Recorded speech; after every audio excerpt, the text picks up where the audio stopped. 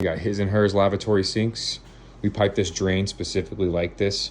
If you just put a sanitary cross in one pipe through here, you would actually potentially snake all the way through. So we do this as a preventative measure and allow you to actually snake your drain.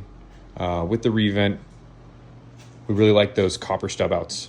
Even though we're using PEX, we like to use a rigid piping at the wall.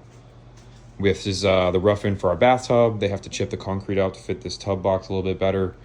New shower drain here in the ditch. We connected to the sewer main. And here we have a 2-function shower, or I should say a 3-function. First function, shower head. Second function, wad. Third function is both running simultaneously. We have, the additional options plugged.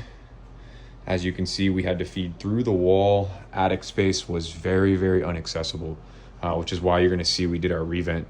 Instead of in the attic, we actually had to do it through here.